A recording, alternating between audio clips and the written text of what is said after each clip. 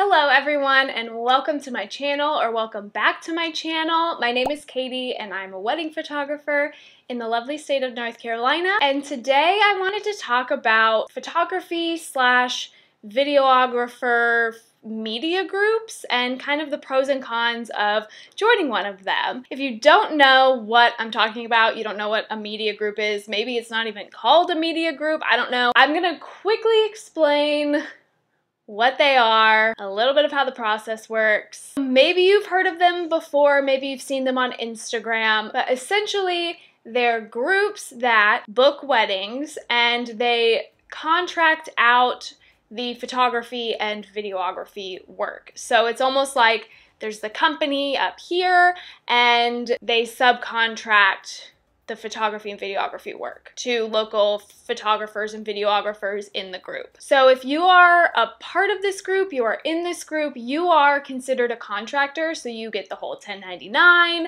in your tax forms. The group that I'm a part of, you get an email every single week with a list of all the weddings that they need covered, and that can be anywhere from something next month to next year. It just depends on what weddings they've booked. So they send all of those out and you bid on the wedding that you want to do, essentially. How many times am I gonna say essentially in this video? You bid on the wedding that you want, and the bids, they give a range, and it's essentially, I was about to say essentially again, and it's from about $50 to $100 per hour of coverage, depending on how much they booked that wedding for. So you put in your bid, and then if you get the job, you are then assigned a project. The one that I use is Honeybook. They assigned me to a Honeybook project, and there are some rules on, okay, once you're assigned, you need to get on the phone with the bride or the groom and introduce yourself. Like, there's some certain rules that they do. I'm sure every group is different, but that's kind of how they work. And now once the project is complete, whether that be an engagement session or the wedding, I have to cull through all the images and then I upload them to a shared folder and they do all the editing. So they have, again, requirements that might be different from group to group, you know, X amount of photos per hour of coverage, and you cull down to that amount and then upload them and they do all the editing. To recap, because I don't know if this was a really good explanation of what this does, but it is like a company books the weddings. They handle the advertisements, they handle the bookings, they book the weddings, then they subcontract it out to photographers and videographers in this group. You do the work. You shoot the wedding, you do the engagement session, you cull through the photos, and then you upload them, and then they do the editing and final gallery delivery and all of that stuff. Hopefully this wasn't super confusing because it was supposed to be an explanation. Don't know how well I did, okay? But before we get into kind of the pros and cons of being in one of these kinds of media groups, if you're not already subscribed to the channel, make sure you hit that subscribe button, give this video a like if you find it helpful, and we'll get right into it. First, I do want to talk about the pros of being in this kind of media group. Whether you're a photographer or videographer, a lot of this is going to be geared towards photography because that's what I do, but I know there are also a lot of media groups that do video, and maybe some of this pros and cons and advice will apply for you. A huge pro is that the media group handles all the advertising and booking processes. You don't have to really worry about that stuff. I know the media group that I'm a part of, they do paid advertising, and that's all expense to them. So you kind of get to benefit from their advertising, especially if they're a pretty well-known group or have a pretty large following on social media. You don't have to worry about that, and you also don't have to worry about the whole booking process. Not that it's necessarily this daunting task, but it's just one less thing that's on your plate. You will kind of get to go in and pick and choose what you want versus waiting for people to respond and sign a contract and fill out questionnaires and all, like, do you want any add-ons to your wedding package, like that whole thing. You don't really have to deal with that because they do it all for you. Again, that's nothing huge, I mean, the advertising part's pretty huge, but it's nothing like, oh my gosh, this is amazing, but it's just another thing that's off your plate. And if you're a busy bee like myself, it's something that you don't have to worry about. A huge pro for me personally is there's no editing. Yes, you do have to go through the photos, you cull through them, you narrow them down to, I think it's like 100 photos per hour of coverage or something like that. I might be making that up, I don't know. But there's no editing. So the bulk of the work is actually just communicating with the couple, like scheduling an engagement session and then doing the engagement session. And then you send off the photos. You don't have to edit them. A wedding, you just send it off. You don't have to edit it. You just have to cull it down, which is a lot of work, I will say, but the editing process is taken off your plate again. And that's really beneficial because I spend a lot of my time editing. They say for every hour of coverage, a photographer would spend about 3 hours editing. So that's a lot of editing. And I'm able to do more weddings because I'm not bogged down by all the editing process. I believe there is a deadline, like you do have to turn in your photos within like a certain amount of time after the event, but if you're like an on top of it kind of person, like you'll be fine. So a huge pro, in my opinion, is that you don't have to edit your photos. Another pro that I see with joining a media group is that you get to pick and choose your schedule and the weddings that you take on, and it's a really easy way to fill in dates in your calendar. So like I said, the one that I'm a part of, they send a bunch of dates in an email, well, a bunch of weddings. They share, you know, the names of the couple, the bid range, where it is, what is the date, and then like how much coverage that they booked for. So I really get to pick and choose, okay, I don't have a wedding booked, I'm gonna make this up. If I didn't have a wedding booked in September, I could just take on one of these and start filling my calendar so I'm consistently doing weddings throughout the year. I mean, it's a great way to get overwhelmed if you're bidding on a bunch of weddings, but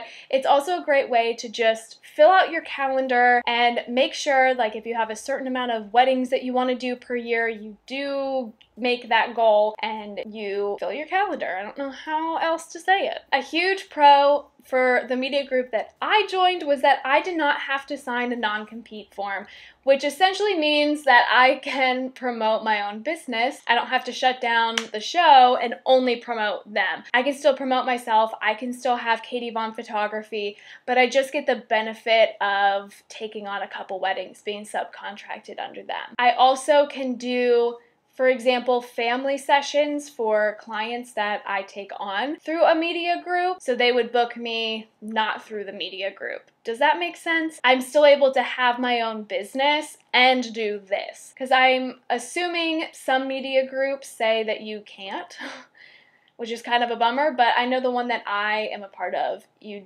do not have to sign a non-compete. I also really like that you get paid as soon as you upload your photos, and they pay for like a certain amount of your travel. It doesn't matter if it like, oh, down the road, they will pay for that travel. And if you want to book a wedding in the mountains and I'm not in the mountains, they would pay for that travel as well. They would put you up in a hotel. So they take on a lot of the expenses and you get reimbursed for that. The payment is really easy. Like once you upload the photos, you screenshot it, and at least the one I'm a part of, and you say, hey, please pay me, and then they do, and it's pretty instantaneous. Like not a lot of payment issues so far with this media group. So I just find the payment is really, really easy, and I do like that they pay for your travel. So even if you're only driving 15 miles, they'll pay, you know, a certain portion of that travel. Now, if you're gonna be driving 100+ miles, they won't cover the entire trip, but they do cover a portion up to a certain amount. I do really like that about them, because even though I'm taking on mostly local wedding, I know that I'll still be paid for my travel. This is actually part of my strategy, and another pro about joining this media group is that, number one, you get to serve more people, which is always amazing, but you get to choose the venues that you want to go to as well. So I've been really looking at the venue options in the bids that are coming through, the weddings that they've booked, and trying to get venues that really fit my style of photography and get venues that I would love to be on their preferred vendors list, or just beautiful places. So I have weddings coming up in the mountains or the beach, and I wouldn't have been I don't book really mountain or beach weddings that much because it's kind of far, but with this I can bid on that wedding. I know my travel would be paid for, and they would even put me up in a hotel, so I have that freedom of going to new venues that I haven't been before. And like I said, I'm really trying to have a mindset of my ideal client and my ideal wedding that I want to shoot that's more my style. So I want venues to reflect my style. And I get a little bit of control over that with the weddings that I bid for through this media group. Versus if a bride or groom contact me through my website and they're getting married at a place, maybe it's not really my style, but of course, if I'm available, I will go. But now I can be a little bit more picky. So I view that as a pro and kind of like my strategy with this media group. But that is just a couple of the pros. Now let's talk about cons of the media group, because not everything is rainbows. What do they say? All that glitters not gold, you know, from Shrek.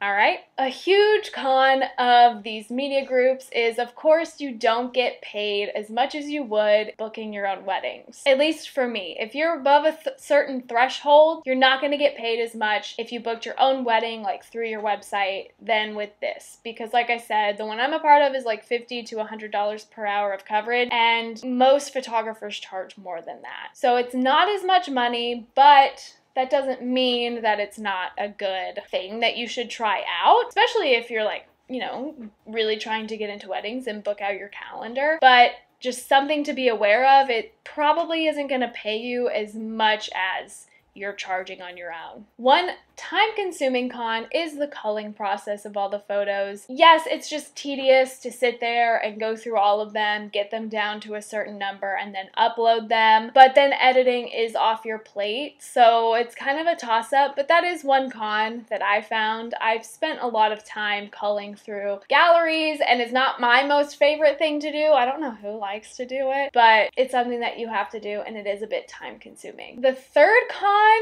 is the editing. They don't necessarily edit the way that I would edit. So I'm very particular about straightening photos. Like, I am over particular about straightening photos. And sometimes I'll see, like, they'll post the picture, one of the ones that I took, and it's not perfectly straight and it bothers me. And their editing style is a little bit different than mine, but I mean, what can you do? It's just something that bothers me a little bit and not like a good reflection of my work, but it's not my name, it's their name, so if they want to do it, it's totally fine. But if you do use a media group, just know that they might not edit the same as you, and it might bother you a little bit, but you know, what can you do? Another con that I see with joining the media group is you have less control over the entire process because you're doing it somebody else's way. And even though that's not necessarily a bad thing in every case, for me, I have a really specific experience I like to give my couples, and I don't necessarily get to give them the ones with the media group. Like, they don't get the same experience because I'm doing it the way the media group does it. That's kind of a bummer, especially when it comes to like timeline and then that post-wedding gift that I like to give my clients.